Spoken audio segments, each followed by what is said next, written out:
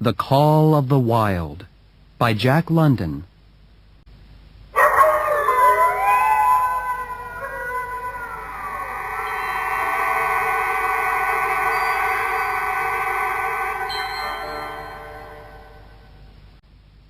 Chapter 1. To the North. Buck did not read the newspapers. He did not know that trouble was coming for every big dog in California. Men had found gold in the Yukon, and these men wanted big, strong dogs to work in the cold and snow of the north. Buck lived in Mr. Miller's big house in the sunny Santa Clara Valley. There were large gardens and fields of fruit trees around the house, and a river nearby. In a big place like this, of course, there were many dogs. There were house dogs and farm dogs, but they were not important. Buck was chief dog. He was born here, and this was his place. He was 4 years old and weighed 60 kilos. He went swimming with Mr. Miller's sons and walking with his daughters. He carried the grandchildren on his back, and he sat at Mr. Miller's feet in front of the fire in winter.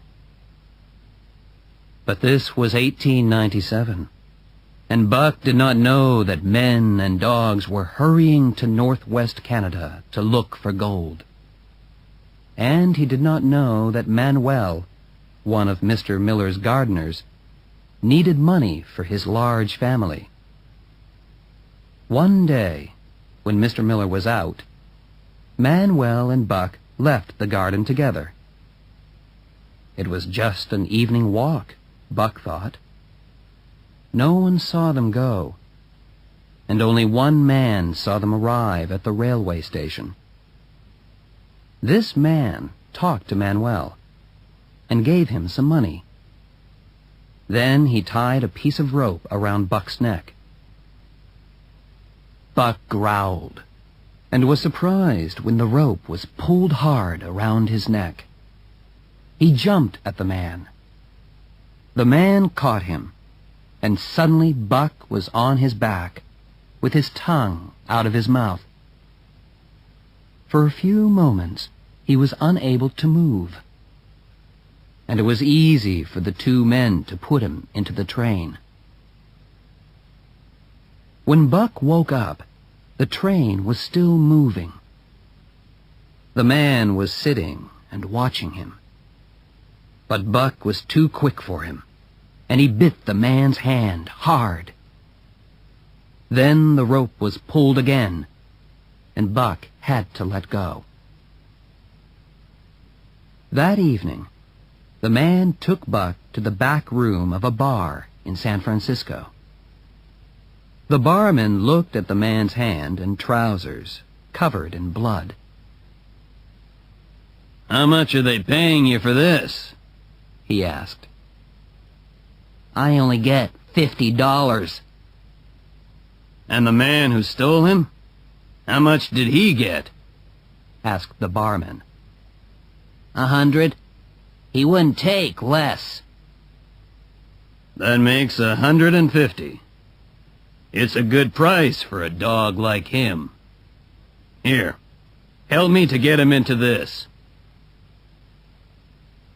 They took off Buck's rope and pushed him into a wooden box. He spent the night in the box in the back room of the bar.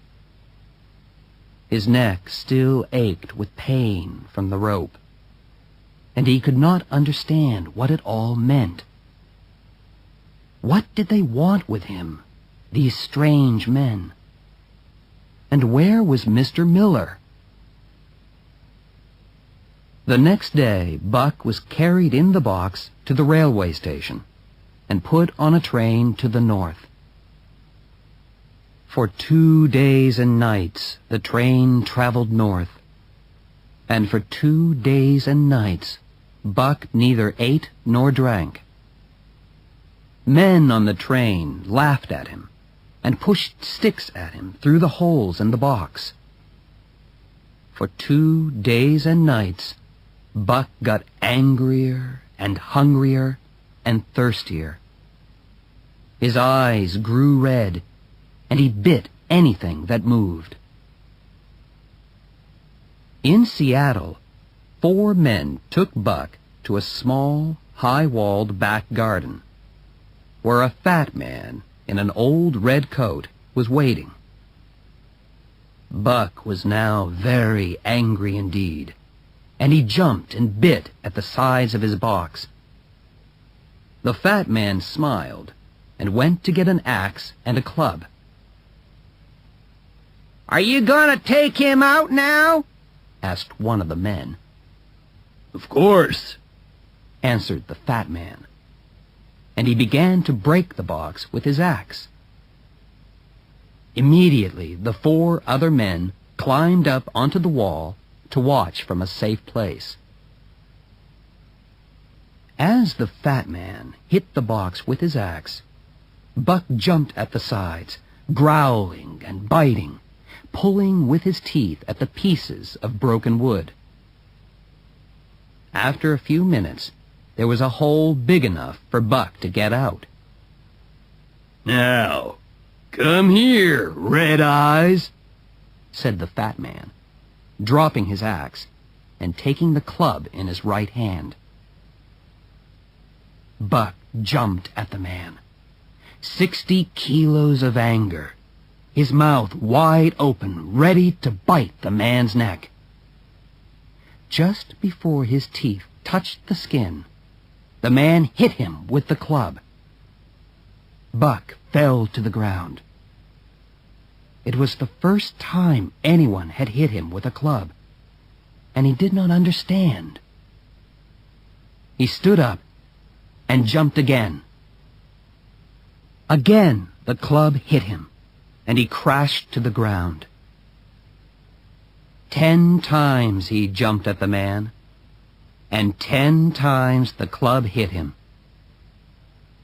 Slowly he got to his feet, now only just able to stand. There was blood on his nose and mouth and ears. Then the fat man walked up and hit him again, very hard, on the nose. The pain was terrible. Again, Buck jumped at the man, and again he was hit to the ground. A last time he jumped, and this time, when the man knocked him down, Buck did not move. "He knows how to teach a dog a lesson," said one of the men on the wall. Then the 4 men jumped down and went back to the station. "His name is Buck," said the fat man to himself, reading the letter that had come with the box. "Well, Buck, my boy," he said in a friendly voice, "we've argued a little, and I think the best thing to do now is to stop. Be a good dog, and we'll be friends. But if you're a bad dog, I'll have to use my club again. Understand?" As he spoke, he touched Buck's head, and although Buck was angry inside, he did not move. When the man brought him water and meat, Buck drank and then ate the meat, piece by piece, from the man's hand. Buck was beaten. He knew that. But he was not broken. He had learned that a man with a club was stronger than him. Every day he saw more dogs arrive, and each dog was beaten by the fat man. Buck understood that a man with a club must be obeyed, although he did not have to be a friend. Men came to see the fat man and to look at the dogs. Sometimes they paid money and left with one or more of the dogs. One day, a short, dark man came and looked at Buck. "That's a good dog," he cried. "How much do you want for him?" $300. "It's a good price, Perot," said the fat man. Perot smiled and agreed that it was a good price. He knew dogs, and he knew that Buck was an excellent dog. 1 in 10,000, Perot said to himself. Buck saw money put into the fat man's hand, and he was not surprised when he and another dog called Curly were taken away by Perot. He took them to a ship, and later that day Buck and Curly stood and watched the coast get further and further away. They had seen the warm South for the last time. Perot took Buck and Curly down to the bottom of the ship. There they met another man, Francois. Perot was a French-Canadian, but Francois was half Indian, tall and dark. Buck learnt quickly that Perot and Francois were fair men, calm and honest, and they knew everything about dogs. There were 2 other dogs on the ship. One was a big dog called Spitz, as white as snow. He was friendly to Buck at first, always smiling. He was smiling when he tried to steal Buck's food at the first meal. Francois was quick and hit Spitz before Buck had time to move. Buck decided that this was fair and began to like Francois a little. Dave, the other dog, was not friendly. He wanted to be alone all the time. He ate and slept and was interested in nothing. One day was very like another, but Buck noticed that the weather was getting colder. One morning, the ship's engines stopped, and there was a feeling of excitement in the ship. Francois leashed the dogs and took them outside. At the first step, Buck's feet went into something soft and white. He jumped back in surprise. The soft, white thing was also falling through the air, and it fell onto him. He tried to smell it, and then caught some on his tongue. It bit like fire, and then disappeared. He tried again, and the same thing happened. People were watching him and laughing, and Buck felt ashamed, although he did not know why. It was his first snow.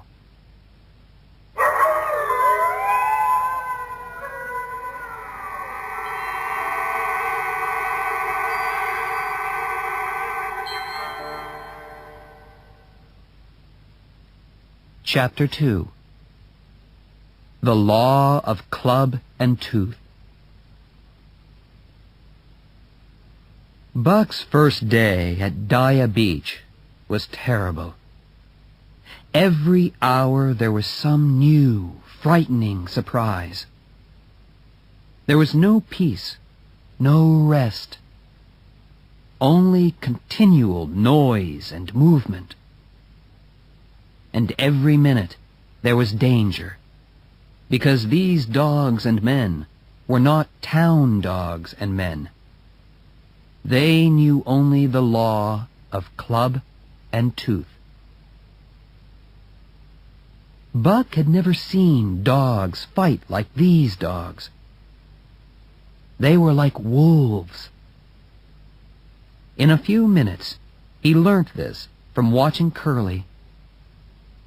She tried to make friends with a dog, a big one, although not as big as she was. There was no warning. The dog jumped on Curly, his teeth closed together. Then he jumped away, and Curly's face was torn open from eye to mouth. Wolves fight like this, biting and jumping away. But the fight did not finish then. 30 or 40 more dogs ran up and made a circle around the fight, watching silently. Curly tried to attack the dog who had bitten her. He bit her a second time and jumped away. When she attacked him again, he knocked her backwards, and she fell on the ground. She never stood up again, because this was what the other dogs were waiting for. They moved in, and in a moment she was under a crowd of dogs. It was all very sudden. Buck saw Spitz run out from the crowd with his tongue out of his mouth, laughing. Then he saw Francois with an axe, and 2 or 3 other men with clubs jump in among the dogs. 2 minutes later, the last of the dogs was chased away. But Curly lay dead in the snow, her body torn almost to pieces. Curly's death often came back to Buck in his dreams. He understood that once a dog was down on the ground, he was dead. He also remembered Spitz laughing, and from that moment he hated him. Then Buck had another surprise. Francois put a harness on him. Buck had seen harnesses on horses, and now he was made to work like a horse, pulling Francois on a sledge into the forest and returning with wood for the fire. Buck worked with Spitz and Dave. The 2 other dogs had worked in a harness before, and Buck learnt by watching them. He also learnt to stop and turn when Francois shouted. "Those 3 are very good dogs," Francois told Perrault. "That Buck pulls very well, and he's learning quickly." Perrault had important letters and official papers to take to Dawson City. So that afternoon, he bought 2 more dogs, 2 brothers called Billy and Joe. Billy was very friendly, but Joe was the opposite. In the evening, Perrault bought 1 more dog, an old dog with 1 eye. His name was Solex, which means the angry one. Like Dave, he made no friends. All he wanted was to be alone. That night, Buck discovered another problem. Where was he going to sleep? Francois and Perrault were in their tent, but when he went in, they shouted angrily and threw things at him. Outside it was very cold and windy. He lay down in the snow, but he was too cold to sleep. He walked around the tents, trying to find the other dogs. But, to his surprise, they had disappeared. He walked around Perrault's tent, very, very cold, wondering what to do. Suddenly, the snow under his feet fell in, and he felt something move. He jumped back, waiting for the attack, but heard only a friendly bark. There, in a warm hole under the snow, was Billy. So that was what you had to do. Buck chose a place, dug himself a hole, and in a minute he was warm and asleep. He slept well, although his dreams were bad. When he woke up, at first he did not know where he was. It had snowed in the night, and the snow now lay thick and heavy above him. Suddenly, he was afraid. The fear of a wild animal when it is caught and cannot escape. Growling, he threw himself at the snow, and a moment later, he had jumped upwards into the daylight. He saw the tents and remembered everything, from the time he had gone for a walk with Manuel to the moment he had dug the hole the night before. "What did I say?" shouted Francois to Perrault, when he saw Buck come up out of the snow. "That buck learns quickly." Perrault smiled slowly.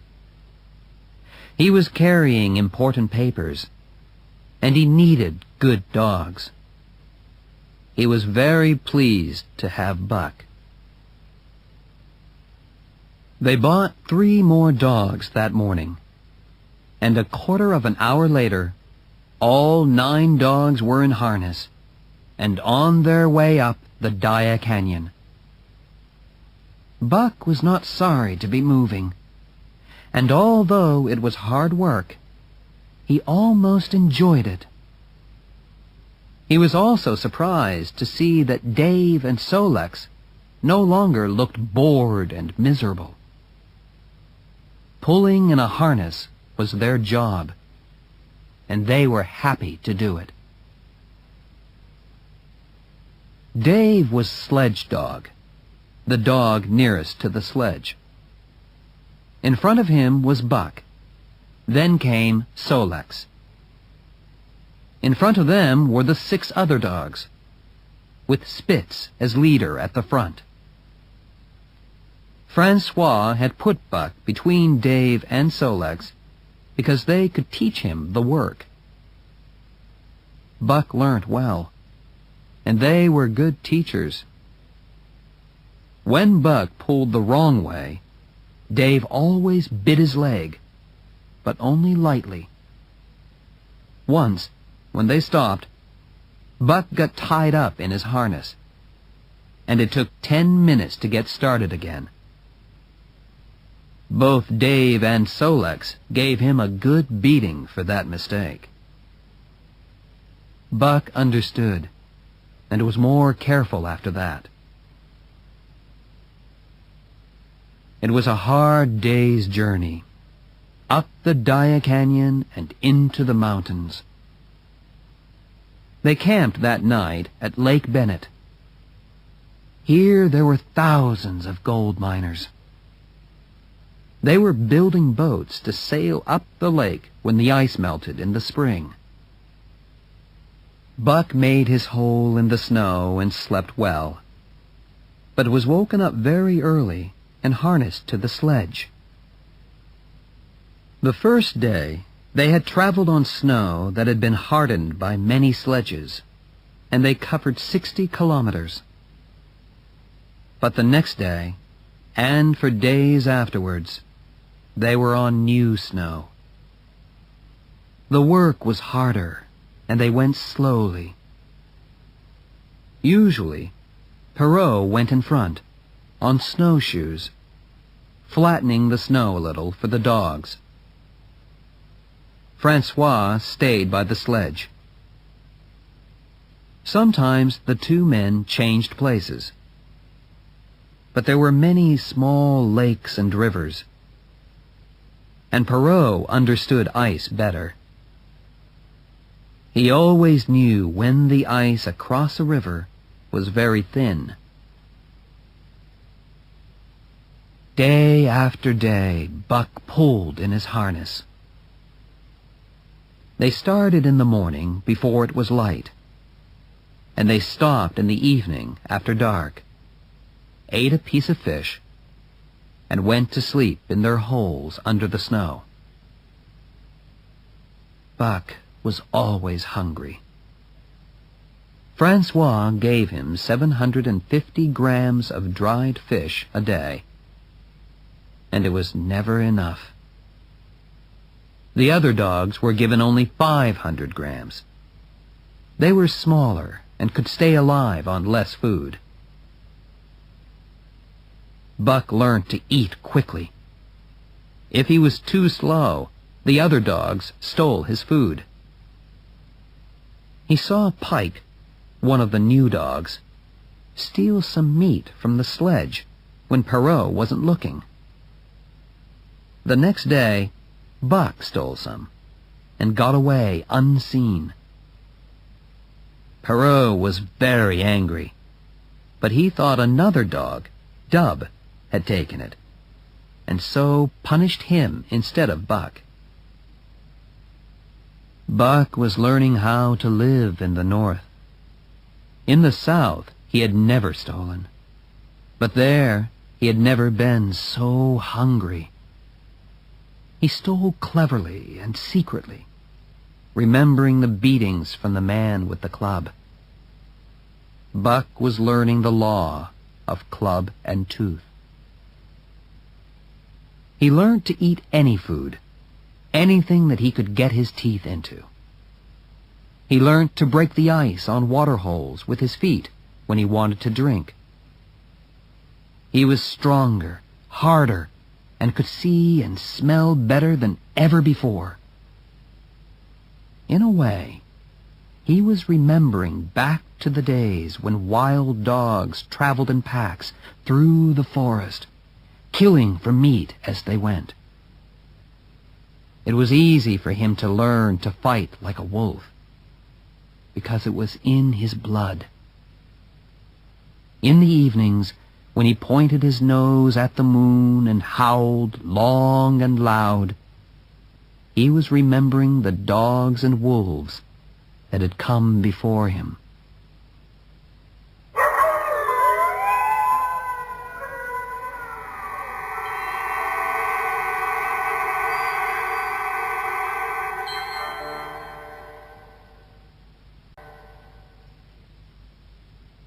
Chapter 3. The Wild Animal. The wild animal was strong in Buck, and as he traveled across the snow, it grew stronger and stronger. And as Buck grew stronger, he hated Spitz more and more, although he was careful never to start a fight. But Spitz was always showing his teeth to Buck, trying to start a fight. And Buck knew that if he and Spitz fought, one of them would die. The fight almost happened one night when they stopped by Lake L'Auberge. There was heavy snow, and it was very cold. The lake was frozen, and Francois, Perrault, and the dogs had to spend the night on the ice, under a big rock. Buck had made a warm hole in the snow, and was sorry to leave it to get his piece of fish. But when he had eaten, and returned to his hole, he found Spitz in it. Buck had tried not to fight Spitz before, but this was too much. He attacked him angrily. Spitz was surprised. He knew Buck was big, but he didn't know he was so wild. Francois was surprised too, and guessed why Buck was angry. "Go on, Buck," he shouted. "Fight him, the dirty thief." Spitz was also ready to fight, and the two dogs circled one another, looking for the chance to jump in. But suddenly, there was a shout from Perrault, and they saw 80 or 100 dogs around the sledge. The dogs came from an Indian village, and they were searching for the food that they could smell on the sledge. Perrault and Francois tried to fight them off with their clubs, but the dogs, made crazy by the smell of the food, showed their teeth and fought back. Buck had never seen dogs like these. They were all skin and bone, but hunger made them fight like wild things. 3 of them attacked Buck, and in seconds his head and legs were badly bitten. Dave and Solex stood side by side, covered in blood, fighting bravely. Joe and Pike jumped on one dog, and Pike broke its neck with one bite. Buck caught another dog by the neck and tasted blood. He threw himself on the next one, and then felt teeth in his own neck. It was Spitz, attacking him from the side. Perrault and Francois came to help with clubs, but then they had to run back to save the food. It was safer for the 9 sledge dogs to run away across the lake. Several of them were badly hurt, and they spent an unhappy night hiding among the trees. At first light, they returned to the sledge and found Perrault and Francois tired and angry. Half their food was gone. The Indian dogs had even eaten one of Perrault's shoes. Francois looked at his dogs unhappily. My friends," he said softly. "Perhaps those bites will make you ill. What do you think, Perrault?" Perrault said nothing. They still had 600 kilometers to travel, and he hoped very much that his sledge dogs had not caught rabies from the Indian dogs. The harness was torn and damaged, and it was 2 hours before they were moving, traveling slowly and painfully over the most difficult country that they had been in. The 30-mile river was not frozen. It ran too fast to freeze. They spent 6 days trying to find a place to cross, and every step was dangerous for dogs and men. 12 times they found ice bridges across the river, and Perrault walked carefully onto them, holding a long piece of wood. And 12 times he fell through a bridge and was saved by the piece of wood, which caught on the sides of the hole. But the temperature was 45 degrees below zero, and each time Perrault fell into the water, he had to light a fire to dry and warm himself. Once, the sledge fell through the ice, with Dave and Buck, and they were covered in ice by the time Perrault and Francois pulled them out of the river. Again, a fire was needed to save them. Another time, Spitz and the dogs in front fell through the ice. Buck and Dave and Francois at the sledge had to pull backwards. That day, they traveled only 400 meters. When they got to the Hootalinqua and Good Ice, Buck and the other dogs were very, very tired. But they were late, so Perrault made them run faster. In 3 days, they went 180 kilometers and reached the Five Fingers. The other dogs had hard feet from years of pulling sledges, but Buck's feet were still soft from his easy life down south. All day he ran painfully, and when they camped for the night, he lay down like a dead dog. He was hungry, but he was too tired to walk to the fish, so Francois brought it to him. One day, Francois made 4 little shoes for him, and this made Buck much more comfortable.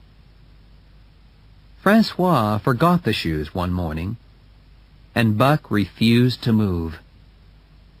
He lay on his back with his feet in the air until Francois put the shoes on. Later, his feet grew harder, and the shoes were not needed. One morning, at the Pelly River, a dog called Dolly went suddenly mad. She howled long and loud like a wolf, and then jumped at Buck. Buck ran, with Dolly 1 step behind him. She could not catch him, but he could not escape from her. They ran half a kilometer, and then Buck heard Francois call to him. He turned and ran towards the man, sure that Francois would save him. Francois stood, holding his axe, and as Buck passed, the axe crashed down on Dolly's head. Buck fell down by the sledge, too tired to move. Immediately, Spitz attacked him and bit his helpless enemy twice, as hard as he could. But Francois saw this and gave Spitz a terrible beating for it. "He's a wild dog, that Spitz," said Perrault. "One day, he'll kill Buck." "Buck is wilder," replied Francois. "I've been watching him. One day he'll get very angry, and he'll fight Spitz. And he'll win." Francois was right. Buck wanted to be lead dog. Spitz knew this and hated him. Buck started to help the other dogs when Spitz punished them for being lazy. One morning, Pike refused to get up, and Spitz looked for him everywhere. When he found him, he jumped at him. But suddenly, Buck attacked Spitz. The other dogs saw this, and it became more and more difficult for Spitz to lead them. But the days passed without a chance for a fight, and soon they were pulling into Dawson City on a cold, gray afternoon. They stayed in Dawson for 7 days. When they left, Perrault was carrying some more very important papers, and he wanted to travel back as fast as possible. They traveled 80 kilometers the first day, and the same the second. But it was difficult work for Francois. Buck and Spitz hated each other, and the other dogs were not afraid of Spitz anymore. One night, Pike stole half a fish from Spitz and ate it standing next to Buck. And every time Buck went near Spitz, he growled and the hair on his back stood up angrily. The other dogs fought in their harnesses, and Francois often had to stop the sledge. He knew that Buck was the problem. But Buck was too clever for him, and Francois never saw him actually starting a fight. One night in camp, the dogs saw a snow rabbit, and in a second they were all chasing it, with Spitz in front. Nearby was another camp with 50 dogs, who also joined the chase. The rabbit was running fast on top of the snow, but the snow was soft, and it was more difficult for the dogs. When Spitz caught the rabbit, throwing it in the air with his teeth, Buck was just behind. Spitz stopped, and Buck hit him very hard. The two dogs fell in the snow. Spitz bit Buck very quickly, twice, and then jumped away, watching carefully. The time had come, and Buck knew that either he or Spitz must die. They watched one another, circling slowly. The moon was shining brightly on the snow, and in the cold, still air, not a leaf moved on the trees. The other dogs finished eating the rabbit, and then turned to watch. Spitz was a good fighter. He was full of hate and anger, but he was also intelligent. Every time Buck tried to bite his throat, he met Spitz's own teeth. Then, each time Buck attacked, Spitz moved and bit him on the side as he passed. After a few minutes, Buck was covered in blood. He attacked again, but this time turned at the last minute and went under Spitz, biting his left front leg. The bone broke, and Spitz was standing on 3 legs. Buck tried to knock Spitz down, and then repeated his earlier attack, and broke Spitz's right front leg. There was no hope for Spitz now. Buck got ready for his final attack, while the circle of 60 dogs watched and crowded nearer and nearer, waiting for the end. At last Buck jumped, in and out, and Spitz went down in the snow. A second later, the waiting pack was on top of him, and Spitz had disappeared. Buck stood and watched. The wild animal had made its kill.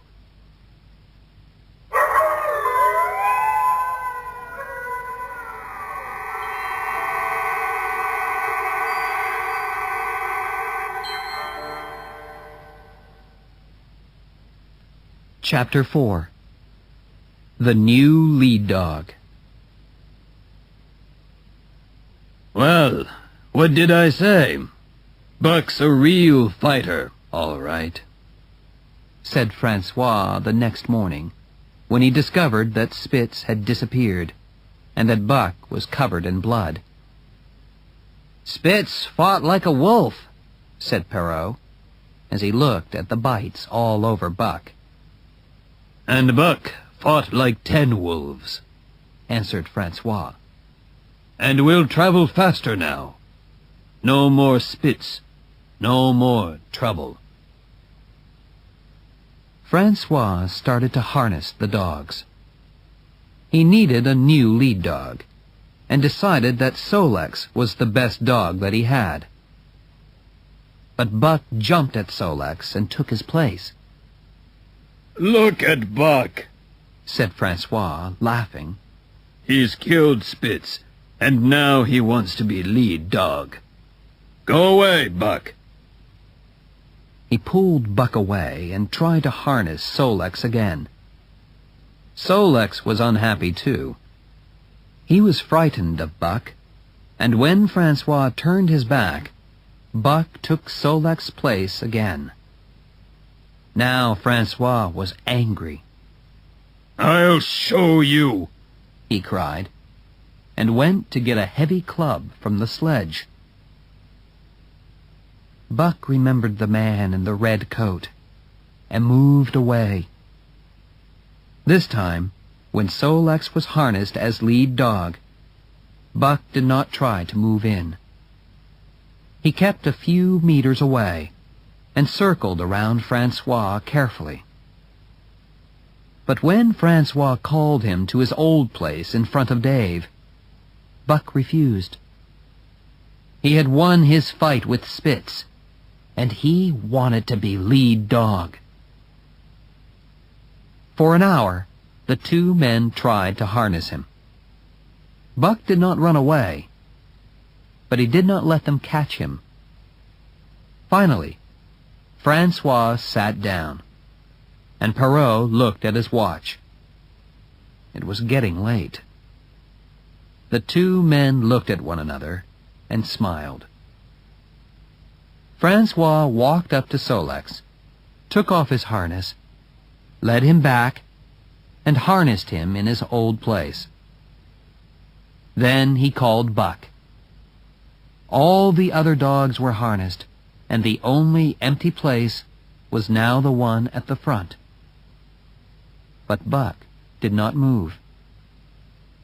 "Put down the club," said Perrault. Francois dropped the club, and immediately Buck came up to the front of the team. Francois harnessed him, and in a minute the sledge was moving. Buck was an excellent leader. He moved and thought quickly and led the other dogs well. A new leader made no difference to Dave and Sol-leks. They continued to pull hard. But the other dogs had had an easy life when Spitz was leading. They were surprised when Buck made them work hard and punished them for their mistakes. Pike, the second dog, was usually lazy. But by the end of the first day, he was pulling harder than he had ever pulled in his life. The first night in camp, Buck fought Joe, another difficult dog. And after that, there were no more problems with him. The team started to pull together and to move faster and faster. "I've never seen a dog like Buck," cried Francois. "Never. He is worth $1,000. What do you think, Perrault?" Perrault agreed. They were moving quickly and covering more ground every day. The snow was good and hard, and no new snow fell. The temperature dropped to 45 degrees below zero and didn't change. This time, there was more ice on the 30-mile river, and they crossed in a day. Some days they ran 100 kilometers, or even more. They reached Skagway in 14 days, the fastest time ever. For 3 days the dogs rested in Skagway. Then Francois put his arms around Buck's neck and said goodbye to him. And that was the last of Francois and Perrault. Like other men, they passed out of Buck's life forever. 2 new men took Buck and his team back north on the long journey to Dawson, traveling with several other dog teams. It was heavy work. The sledge was loaded with letters for the gold miners of Dawson. Buck did not like it, but he worked hard and made the other dogs work hard too. Each day was the same. They started early, before it was light, and at night they stopped and camped, and the dogs ate.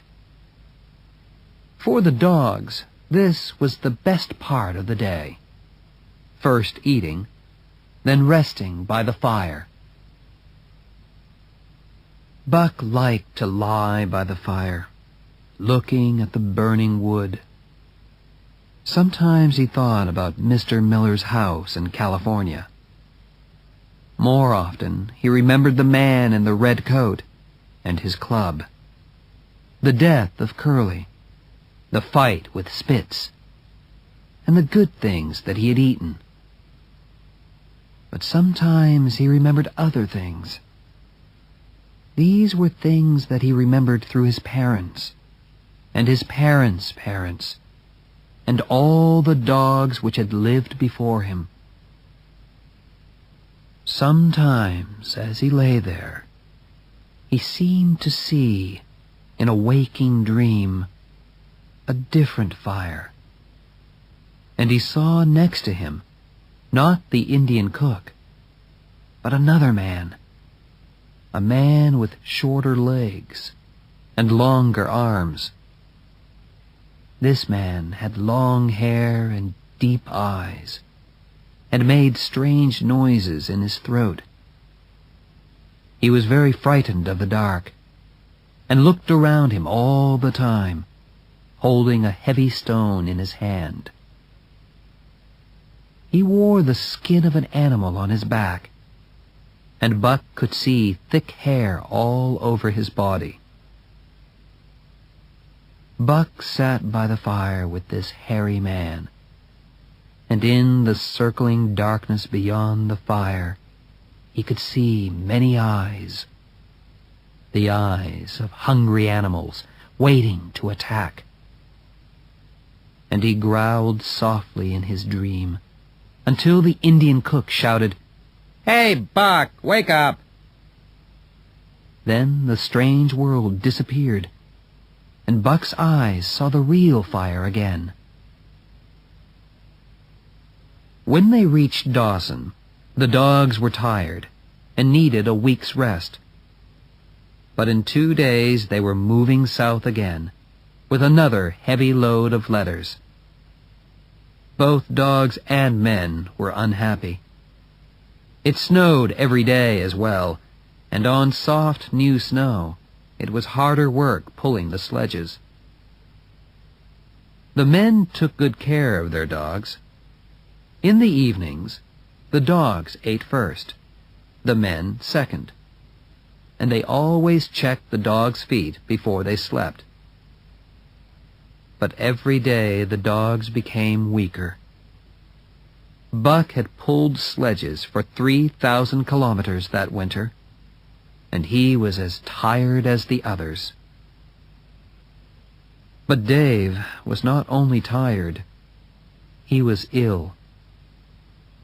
Every evening he lay down the minute after the sledge stopped, and did not stand up until morning. The men looked at him, but they could find no broken bones. Something was wrong inside. One day, he started to fall down while in his harness. The sledge stopped, and the driver took him out of his harness. He wanted to give him a rest and let him run free behind the sledge. But Dave did not want to stop working. He hated to see another dog doing his work, so he ran along beside the sledge, trying to push Solex out of his place. When the sledge made its next stop, Dave bit through Solex's harness and pushed him away. Then he stood there, in his old place in front of the sledge, waiting for his harness and the order to start pulling. The driver decided it was kinder to let him work. Dave pulled all day, but the next morning he was too weak to move. The driver harnessed up without Dave and drove a few 100 meters. Then he stopped, took his gun, and walked back. The dogs heard a shot, and then the man came quickly back. The sledge started to move again. But Buck knew, and every dog knew, what had happened.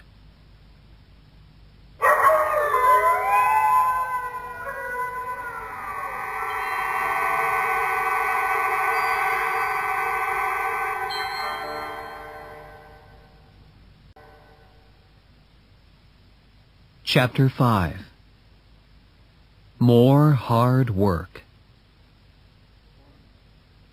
30 days after leaving Dawson City, the team arrived back in Skagway. They were very, very tired. Buck now weighed only 50 kilograms, and the other dogs were also very thin. They were not ill. They just needed a long, long rest. But at Skagway, there were mountains of letters waiting to go north. So the men had to buy new, strong dogs. The old ones, now useless for work, were sold. 2 American men, called Hal and Charles, bought Buck and his team, together with the harness. Charles was 40 years old, with light hair and watery blue eyes. Hal was a young man of 20, with a big, shiny gun and a big knife in his belt. These things, more than anything, showed how young he was. Both men were clearly new to the North, and its hard and dangerous life.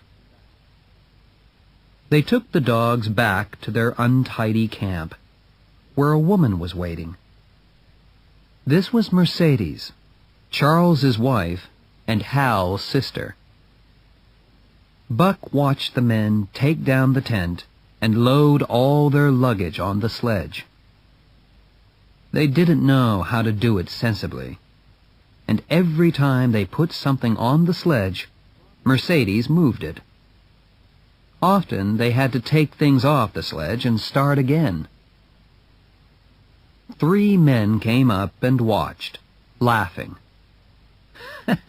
"You've got a heavy load on that sledge," said one of them. "Why don't you leave the tent here in Skagway?" "How could we live without a tent?" asked Mercedes, throwing up her hands in the air. "It's spring now. You won't have any more cold weather." "I must have a tent," she answered, and helped Charles and Hal with the last few boxes. "Do you think that load will stay on?" asked another man. "Why shouldn't it?" asked Charles. "Well, it's a bit heavy on top. Do you think your dogs will be able to pull that?" "Of course they will," said Hal. The sledge was now ready to go. "Come on, dogs, pull!" he shouted. The dogs pulled as hard as they could, but the sledge did not move. "The lazy animals!" shouted Hal, picking up his whip. But Mercedes stopped him. "Oh, Hal, you mustn't!" she cried, pulling the whip away from him. "The poor dogs! You must promise to be nice to them, or I'm staying here." "You know nothing about dogs," answered Hal. "Leave me alone. Dogs are lazy, and you have to whip them. Everybody knows that. Ask those men if you don't believe me." Mercedes turned and looked at the watching men. "They're tired, if you really want to know," said one of them. "They've been working very hard, and they need a rest." "Rest?" laughed Hal. "These stupid dogs are just lazy." Now Mercedes decided that her brother was right. "Don't listen to that man," she said. "You're driving our dogs, and you do what you think is best." Now Hal used his whip on the dogs. They pulled and pulled, but the sledge stayed where it was. Hal was still using his whip when Mercedes stopped him again and put her arms around Buck,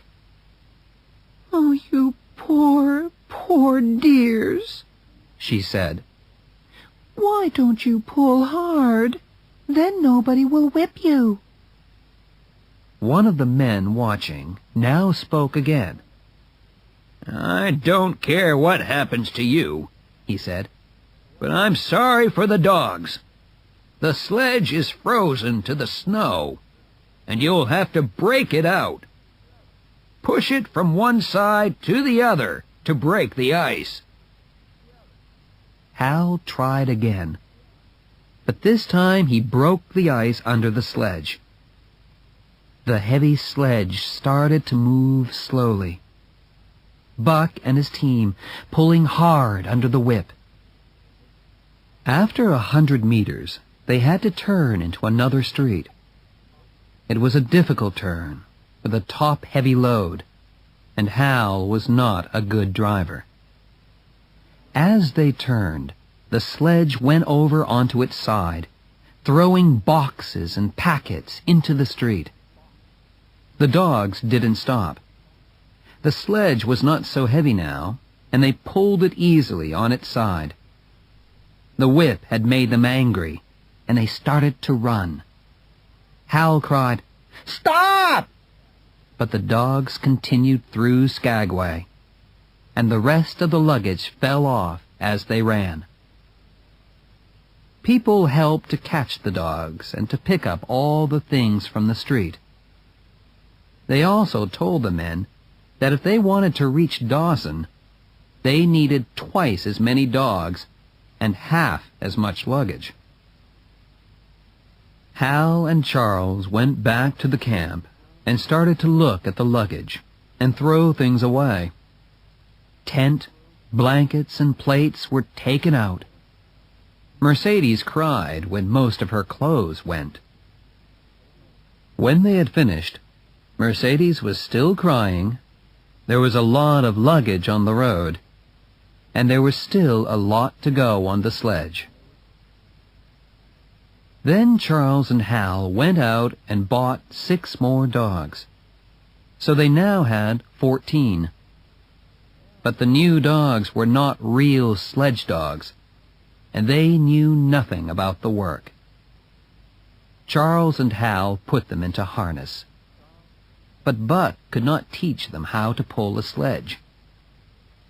So now there were 6 dogs who couldn't pull at all, and 8 who were tired after pulling for 4,000 kilometers. But Charles and Hal were happy. They had more dogs than any sledge that they had seen at Skagway. They didn't know that no sledge could carry enough food for 14 dogs. The next morning, Buck led the team up the street. They moved slowly, because they were tired before they started. Buck had pulled to Dawson and back twice, and he didn't want to do it again. He had watched Hal and Charles and Mercedes, and he saw that they didn't know how to do anything. And, as the days passed, he saw that they could not learn. It took them half the evening to get everything ready for the night, and it took them half the morning to get ready to leave. And when they did start, they often had to stop because something had fallen off the sledge. On some days they traveled 20 kilometers, and on some days only 10. They didn't have enough dog food when they started, and they used what they had much too quickly. Hal gave the dogs extra food because he wanted them to pull harder. Mercedes gave them extra food because she was sorry for them. But it was not food that they wanted, but rest. Soon Hal saw that they had traveled only a quarter of the way to Dawson, but had eaten half their food. He had to give the dogs less food. It was easy to give them less food, but it was impossible to make them travel faster. Dub had pulled hard and well all the way from Skagway. but he had hurt his leg. It got worse and worse until finally Hal had to shoot him. The 6 new dogs, now weak and ill from hunger and hard work, died next. Hal, Charles, and Mercedes had started the journey happily, but now they were tired, cross, and miserable. Charles and Hal argued about everything, because each thought that he was working harder than the other. And Mercedes was unhappy because she thought that she shouldn't have to work. She was tired, so she rode on the sledge, making the work even harder for the dogs. She rode for days, until the dogs could not move the sledge. The men asked her to walk, but she would not leave the sledge. One day they lifted her off. She sat in the snow and did not move. They went off with the sledge and traveled 5 kilometers. Then they turned, went back, and lifted her on again. Buck and the other dogs were now just skin and bone.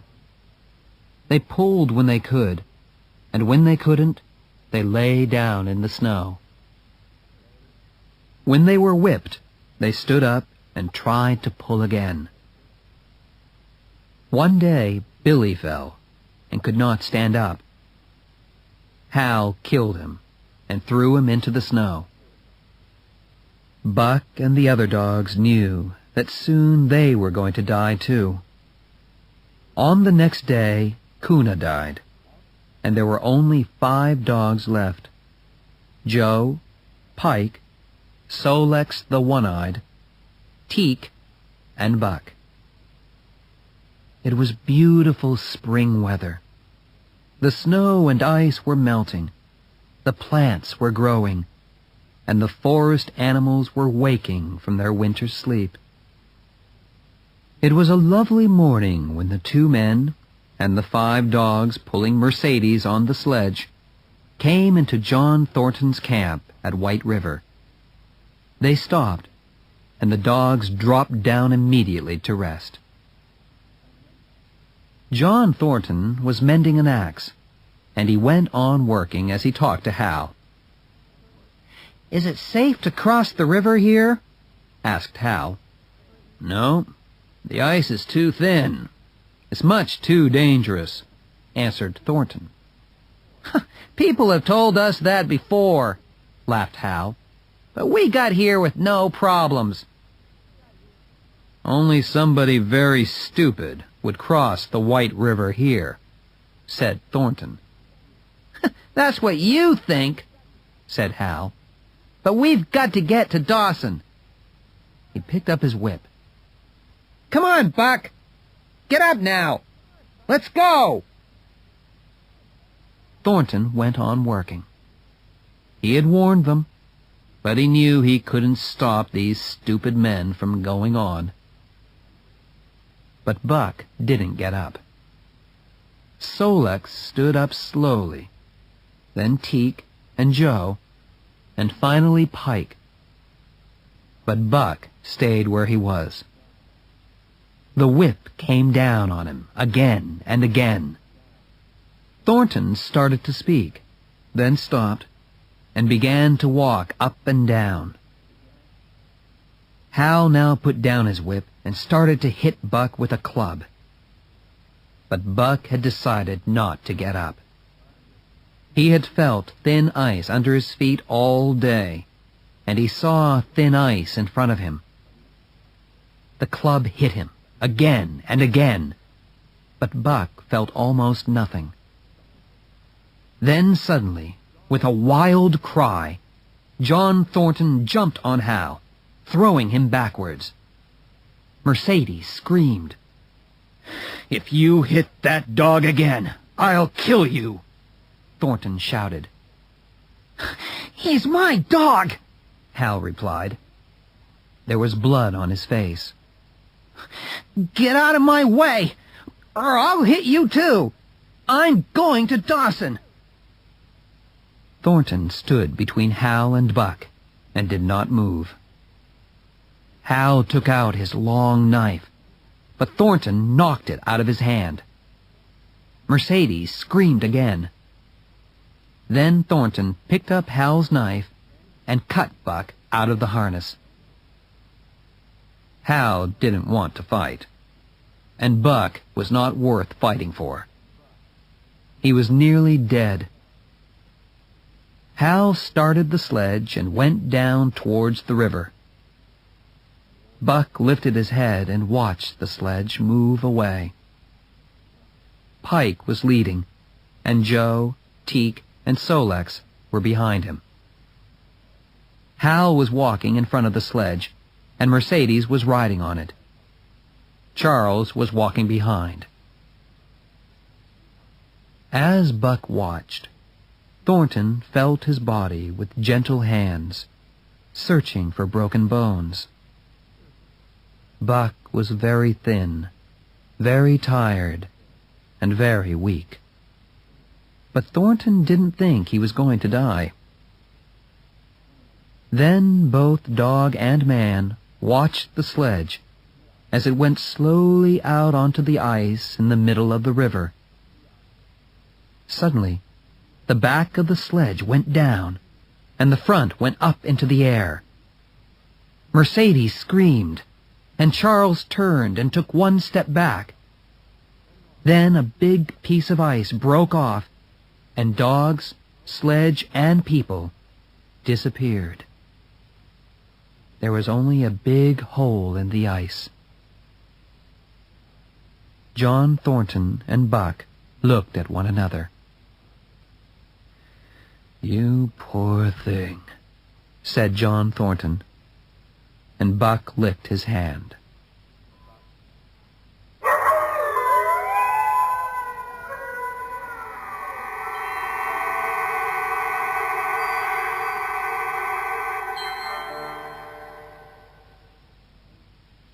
Chapter 6. For the Love of a Man. John Thornton had been ill in December, and his two friends had had to leave him at White River and go on to Dawson.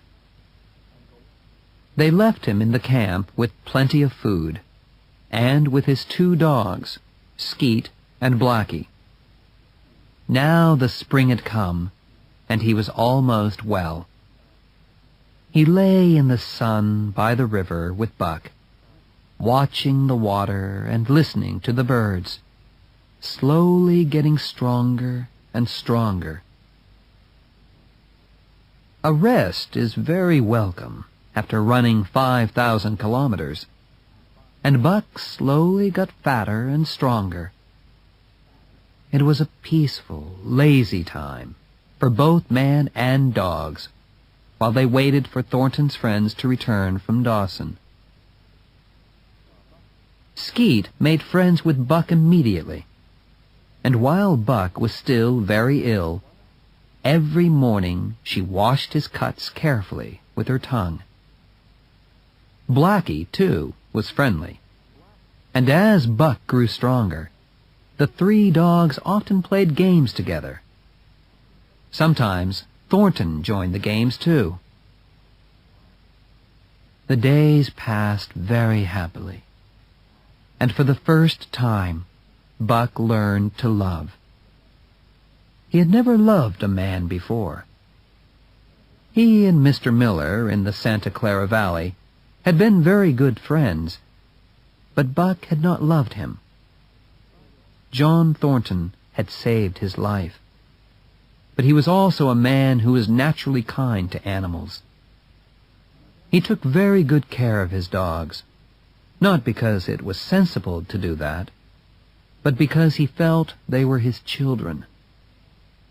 He was always talking to Buck, holding his head and shaking it lovingly. In answer, Buck liked to take Thornton's hand gently in his mouth.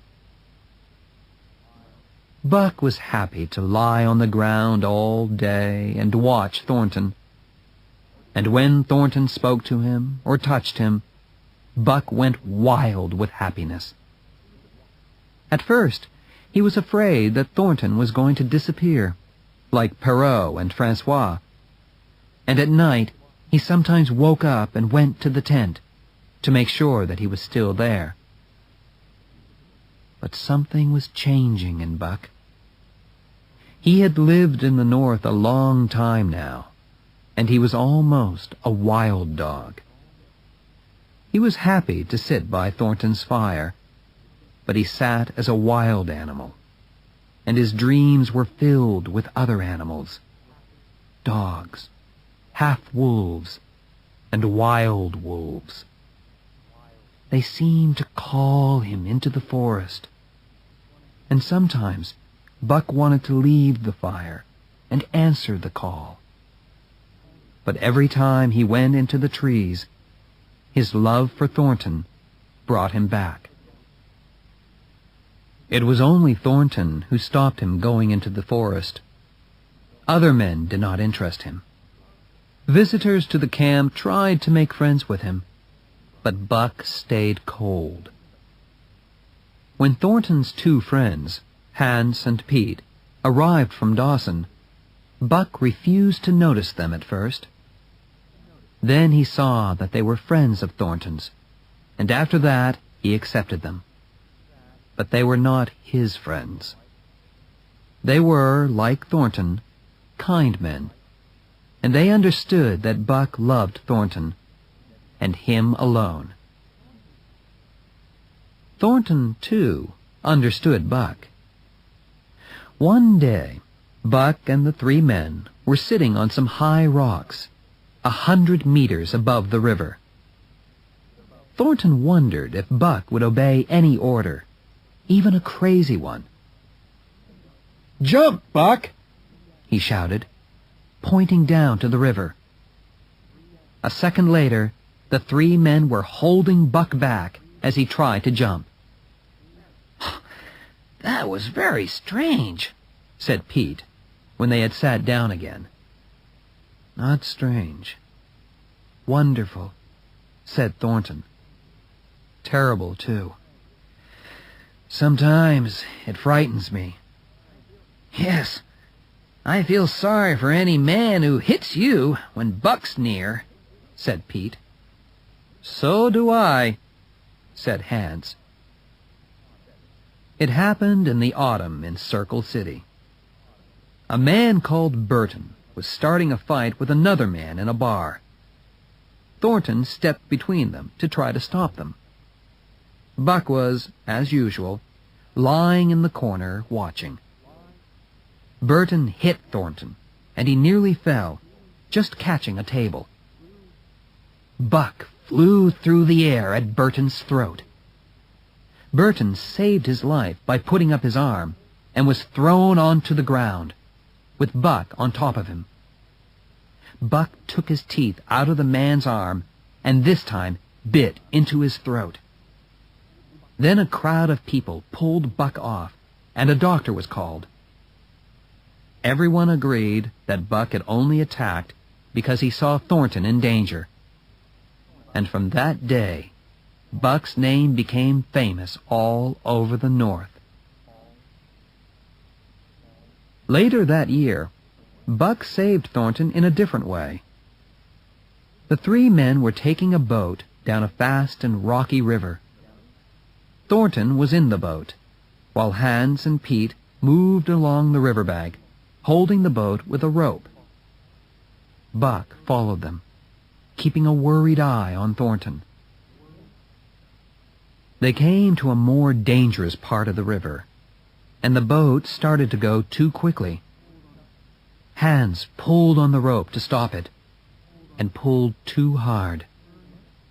The boat turned over, and Thornton was thrown into the water and carried downriver towards rocks where no swimmer could live.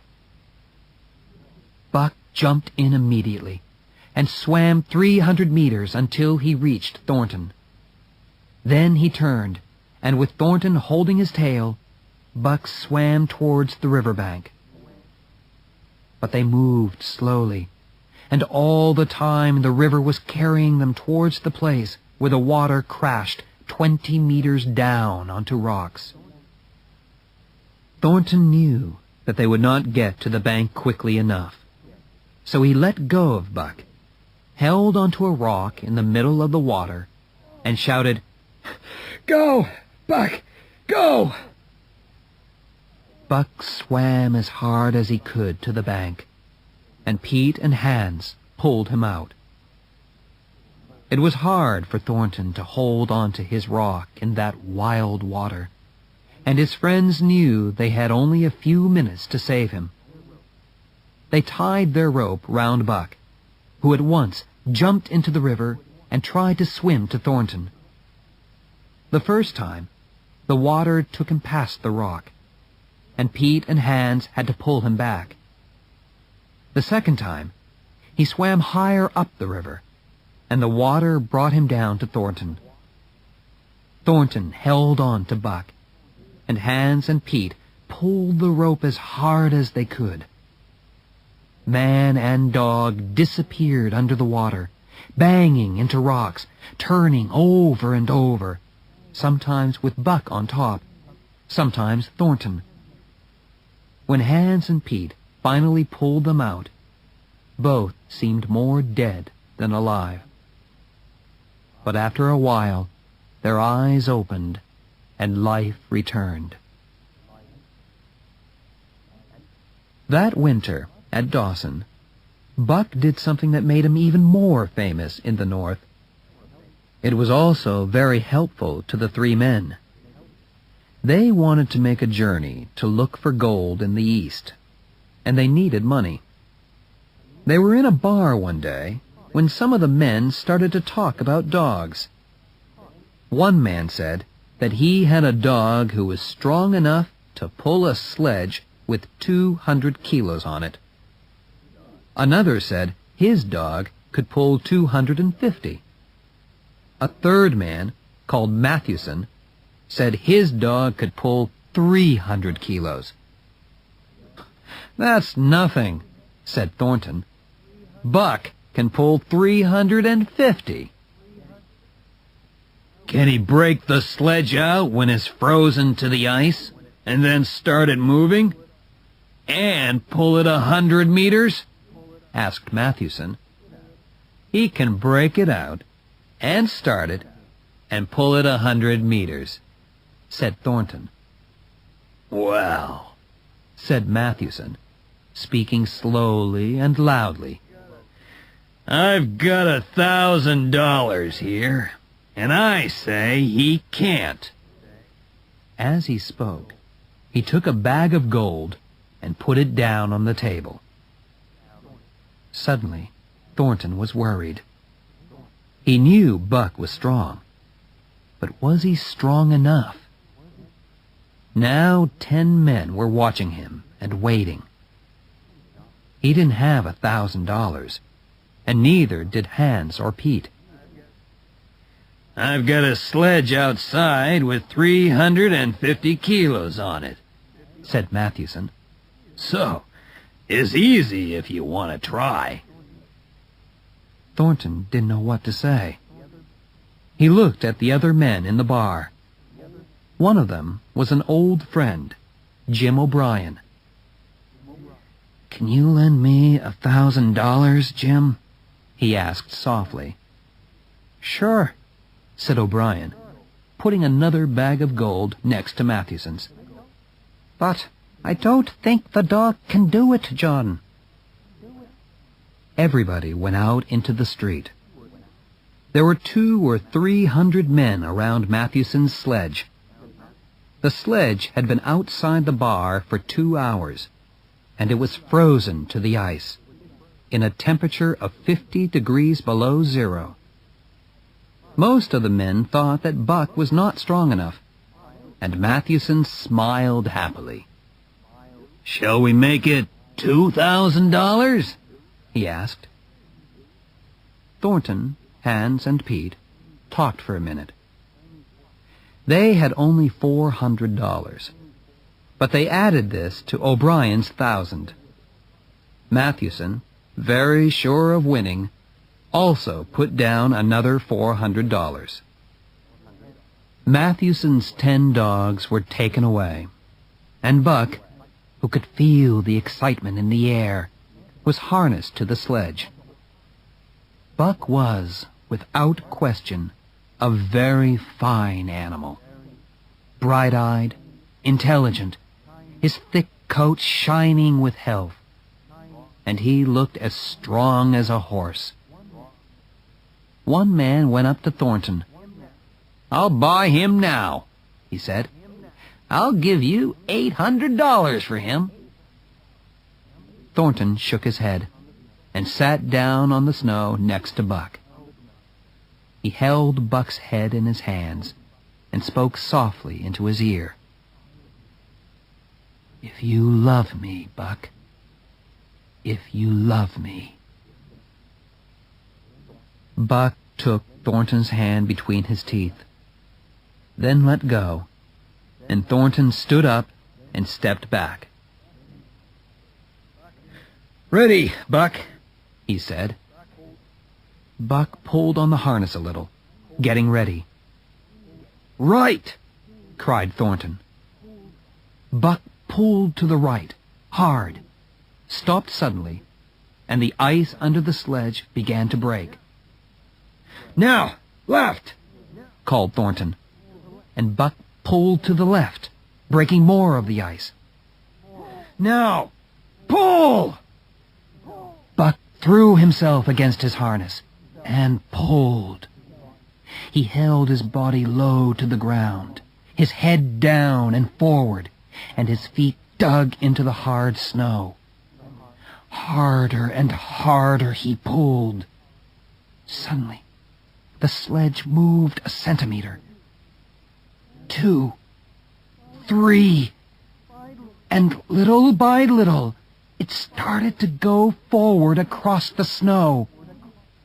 With each second, it went a little faster, and Thornton ran behind, calling to Buck as he pulled the sledge towards the end of the 100 meters. The watching men were shouting and throwing their hats in the air. Buck had won! Then Thornton was on the snow next to Buck again, talking to him, and Buck had Thornton's hand in his teeth.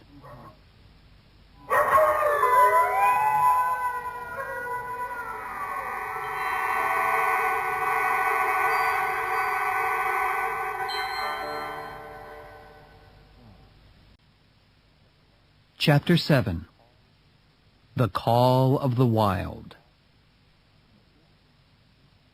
In 5 minutes, Buck had made $1,400 for Thornton and his friends. The money made it possible for them to travel east, where they wanted to look for a lost gold mine. Men said that this mine had more gold than any other mine in the north. Many had looked for it, and some had died looking for it. The only men who knew where it was were now dead. Thornton, Pete, and Hans, with Buck and 6 other dogs, started off to the east in the spring. They traveled up the Stewart River and crossed the Mackenzie Mountains. They did not move quickly. The weather was good, and the men shot animals for food when they needed it. Sometimes they traveled for a week, and sometimes they stopped for a week and searched for gold in the ground. Sometimes they were hungry, and sometimes they had lots of food. They spent all the summer in the mountains, carrying everything they needed on their backs, sometimes making boats to go down rivers or across lakes. In the autumn, they came to a strange, flat country with many lakes. They traveled on through the winter and met nobody. But once they found an old wooden house with an old gun in it. When the spring came, they found not the lost mine, but a lake in a wide valley. Through the shallow water, the gold showed like yellow butter, and here their search ended. There was gold worth thousands of dollars in the lake, and they worked every day, filling bag after bag with gold. The dogs had nothing to do except watch the men and eat the food which the men shot for them. Buck spent many evenings sitting by the fire. As he sat, he saw again his dream world, where the strange hairy man sat next to him. He also heard something calling him into the forest. Sometimes, in the middle of the day, he lifted his head and listened, and then ran off into the forest. One night he woke up and heard the call again, a long howl. He ran into the forest, following the sound, and came to an open place in the trees. And there, his nose pointing to the sky, sat a wolf. The wolf stopped howling, and Buck walked slowly towards him. The wolf ran, and Buck followed. After a time, the wolf stopped and waited, watching Buck, ready to attack. But Buck did not want to fight, and soon the wolf realized this, and the two animals became friendly. Then the wolf started to run again, and he clearly wanted Buck to follow him. They ran for hours through the forest, and Buck remembered again his dream world where he, and others like him, had run through a much older forest. Then they stopped to drink, and Buck remembered John Thornton. He turned and started to run back. The wolf followed him, then stopped and howled. But Buck ran on and did not turn. Thornton was eating dinner when Buck returned. Buck jumped all over him, and for 2 days never left his side. He followed him everywhere, watching him while he ate and while he slept. But after 2 days the call of the wild came again, and he remembered the forest and the wolf who had run beside him. He started to sleep out in the forest at night, sometimes staying out for 3 or 4 days. Once he was away for a week, fishing and killing animals for food. He ate well, and he grew stronger and quicker and more alive. His golden brown coat shone with health as he ran through the forest, learning its every secret, every smell, and every sound. "He's the finest dog that I've ever seen," said Thornton to his friends one day as they watched Buck walking out of camp. "There'll never be another dog like him," said Pete. They saw him walking out of camp, but they didn't see the change that happened when he was inside the forest. At once, he became a thing of the wild, stepping softly and silently, a passing shadow among the trees. In the autumn, Buck started to see moose in the forest. One day he met a group of about 20. The largest was 2 meters tall, and his antlers were more than 2 meters across. When he saw Buck, he got very angry. For hours, Buck followed the moose. He wanted the big one, but he wanted him alone. By the evening, Buck had driven the big old moose away from the others. And then he began his attack. The animal weighed 650 kilos. He was big enough and strong enough to kill Buck in seconds. Patiently, Buck followed him for 4 days. attacking and then jumping away. He gave him no peace, no time to eat or drink or rest, and slowly the moose became weaker. At the end of the 4th day, Buck pulled the moose down and killed him. He stayed by the dead animal for a day and a half, eating, and then turned towards camp and John Thornton. 5 kilometers from the camp, he smelt something strange. Something was wrong. He started to run. After a few hundred meters, he found the dead body of Blackie, with an arrow through his side. Then he found another sledge dog, dying, with an arrow in his neck. Buck was near the camp now, and he could hear voices singing. Then he saw the body of Hans, lying on his face, with 10 or 15 arrows in his back. Buck was suddenly filled with a wild, burning anger. The Yeehats were dancing around the camp when they heard a deep and terrible growling. Buck came out of the trees faster than the north wind and threw himself on the Yeehats like a mad dog. He jumped at the first man and tore out his throat, killing him at once. He jumped onto a second, then a third man, going each time for the throat. The Yeehats could neither escape nor use their arrows. Buck moved like a storm among them, tearing, biting, destroying, in a madness that he had never known before. Nothing could stop him, and soon the Yeehats were running, wild with fear, back to the forest. Buck followed for some time, then returned to the camp.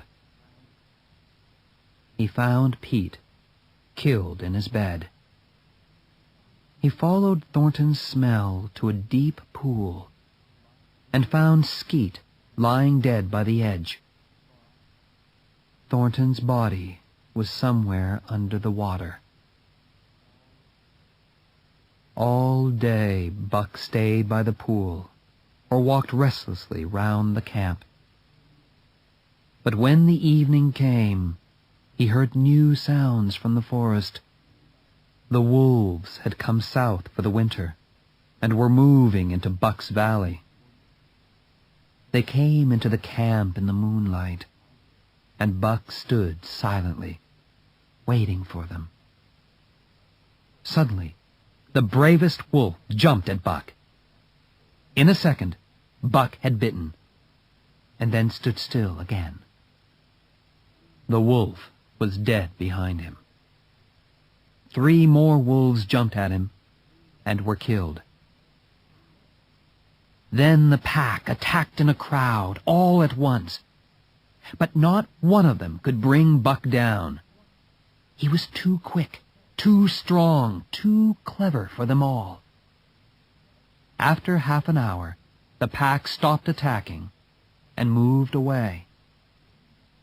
Then one wolf moved forward slowly, in a friendly way. It was the wolf that Buck had met before in the forest. They touched noses. Then another wolf came forward to make friends, and another. Soon the pack was all around Buck, and the call of the wild was loud in Buck's ears. And when the wolves moved on, back into the forest, Buck ran with them, side by side. That is perhaps the end of Buck's story. But after a few years, the Yeehats noticed that some of the wolves had golden brown in their gray coats. They also talked of a ghost dog that ran at the head of the pack. And sometimes men were found dead, killed by the teeth of a terrible animal. And each autumn, when the Yehats follow the moose, there is one valley that they will not go into. In the summers, there is one visitor to that valley, a large golden-brown wolf, larger than any other wolf. He walks alone round the lake where the yellow gold shines in the water and howls. But he is not always alone. In the long winter nights, he runs at the head of the wolf pack through the moonlight, calling into the night with them, singing a song from a younger world.